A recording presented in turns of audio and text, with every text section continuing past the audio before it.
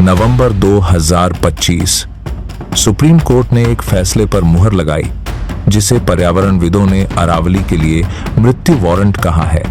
अगर 90% अरावली कानूनी सुरक्षा खो देती है और खनन का शिकार होती है तो क्या होगा?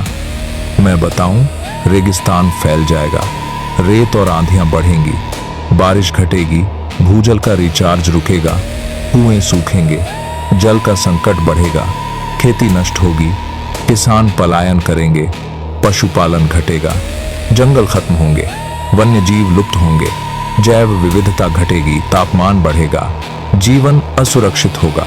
कुल मिलाकर अरावली नहीं तो पानी नहीं, अरावली नहीं तो खेती नहीं, अरावली नहीं तो जीवन नहीं। इस नए नियम के मुताबिक अब सिर्फ वही पहाड़ी अरावली मानी जाएगी जो आसपास के इलाके से 100 मीटर से ज्यादा ऊंची हो। और हैरानी की बात यह है कि इस सख्त नाप के चलते अरावली का लगभग 90% हिस्सा अब कानूनी सुरक्षा से बाहर हो जाएगा। क्या इसका मतलब है कि हमारे ग्रह की सबसे पुरानी पर्वतमालाओं में से एक को खनन के लिए खोल दिया जाएगा? आज की कहानी इसी अरबों साल पुरानी विरासत की आखिरी लड़ाई की है। लेकिन अरावली है क्या? हिमालय जब पैदा भी नहीं हुआ था तब भी अरावली यहाँ खड़ी थी। ये दुनिया की सबसे पुरानी फोल्ड पर्वतमालाओं में से एक है जो लगभग 692 किलोमीटर में फैली 4 राज्यों की जमीन को सहारा देती है। अरावली सिर्फ पत्थर नहीं, एक जीवित सांस लेती प्रणाली है।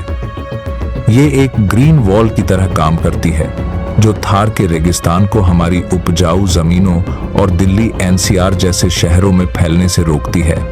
अगर ये दीवार गिरी तो रेगिस्तानी धूल के तूफान सीधे आपके शहर तक पहुंचेंगे। ये पहाड़ियां विशाल प्राकृतिक वाटर टैंक हैं। बारिश का पानी सोखकर ये भूजल को रिचार्ज करती हैं। गुरुग्राम, जयपुर जैसे शहरों की पानी की जरूरत का एक बड़ा हिस्सा इसी पर निर्भर है। इन्हें दिल्ली एनसीआर के फेफड़े भी कहा जाता है क्योंकि ये प्रदूषण को सोखकर हवा को साफ करती हैं। अब वापस आते हैं उस 100 मीटर के फैसले पर। अरावली बचाओ आंदोलन देश भर में जोर पकड़ रहा है। आम नागरिक, विशेषज्ञ और यहां तक कि राजनेता इस फैसले पर पुनर्विचार की मांग कर रहे हैं। ये फैसला अब सिर्फ अदालत का नहीं, हम सभी का है।